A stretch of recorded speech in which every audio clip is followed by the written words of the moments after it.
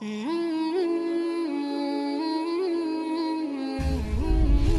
Ilmi TV, meraih berkah berislam kafah.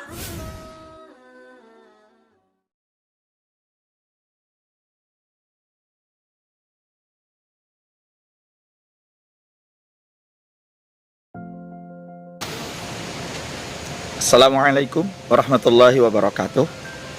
Alhamdulillah, salatu wassalamu ala rasulillah, la hawla wa la quwata illa billah.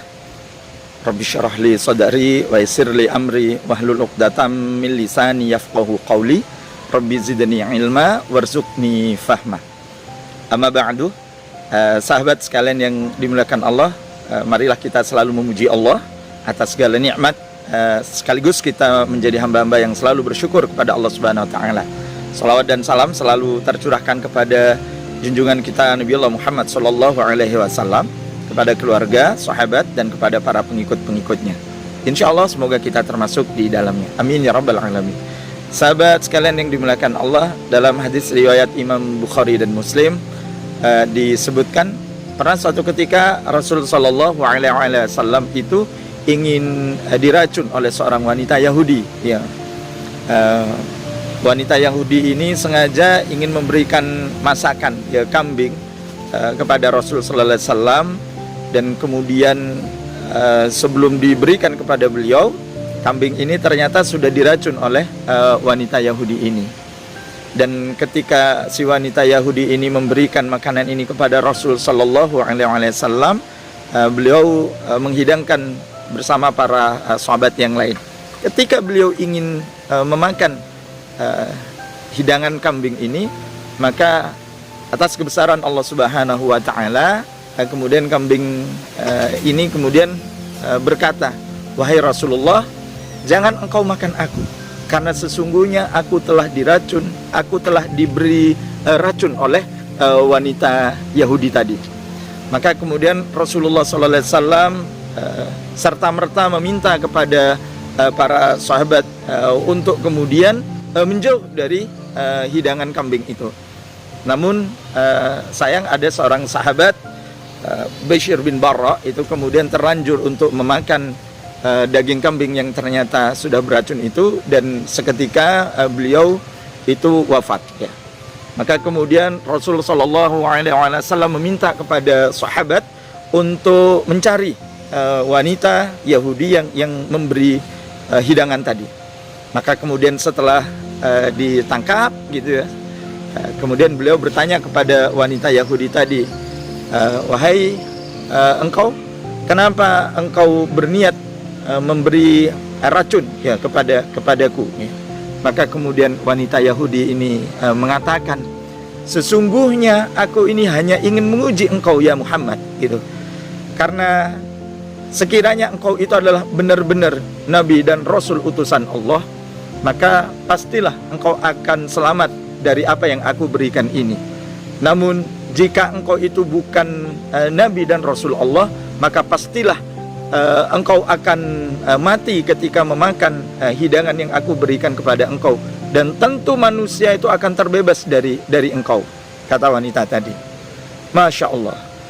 Sahabat sekalian yang dimuliakan Allah, dari kisah ini kita bisa mengambil ibrah bahwa pertama, ketika kita menjadikan pegangan kita di dalam melaksanakan aktivitas kehidupan ini, sandaran hidup kita itu hanyalah Allah Subhanahu wa taala, kita wakilkan aktivitas hidup kita ini kepada Allah Subhanahu wa taala, maka pastilah Allah itu akan senantiasa menjaga kita, ya.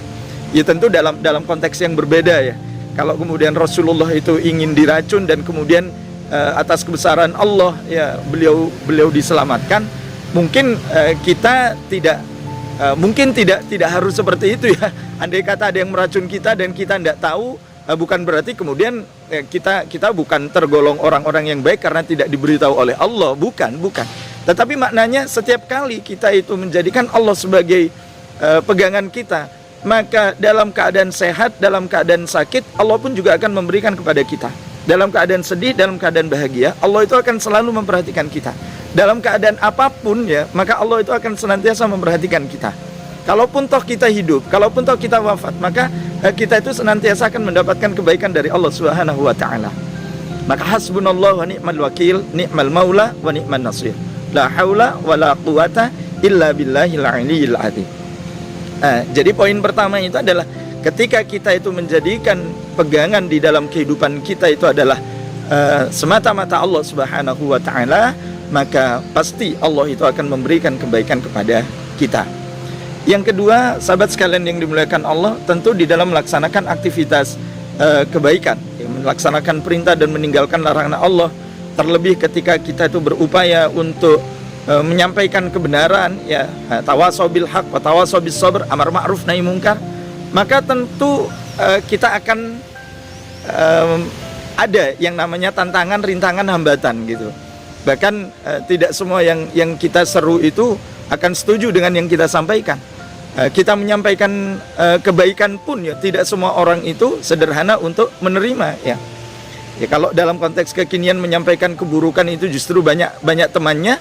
Disinilah sebenarnya ujian menjadi kita, menjadi ujian bagi kita. Apakah kita itu yang selama ini berupaya untuk tetap mengatakan yang benar itu benar, yang salah itu salah, tetap berjalan di jalur itu, atau kemudian kita itu berubah gitu ya. Ketika banyak orang mengatakan yang benar salah dan yang salah itu benar, perintah itu jadi larangan, larangan jadi perintah, yang halal jadi haram, yang haram jadi halal, apakah kemudian kita itu mengubah pandangan atau mengubah prinsip hidup kita gitu?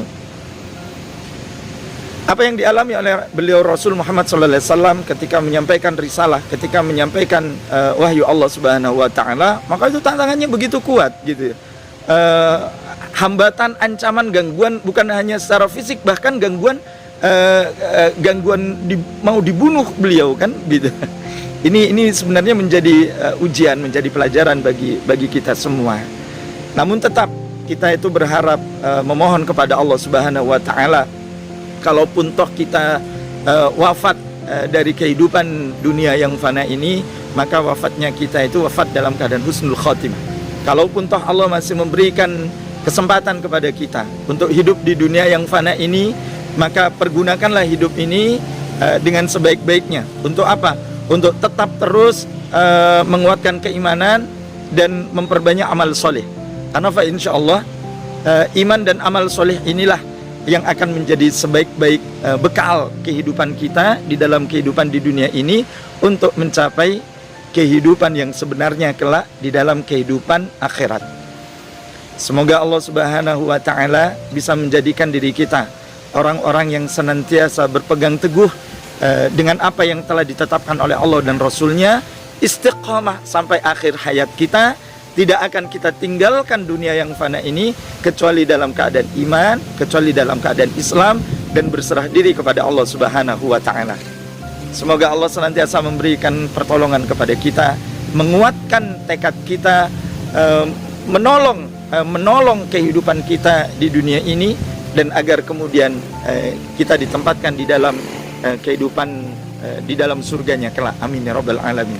Subhanakallahumma wa bihamdika asyhadu an la ilaha illa anta astaghfiruka wa atubu ilaik. Al-'afwu minkum. Assalamualaikum warahmatullahi wabarakatuh.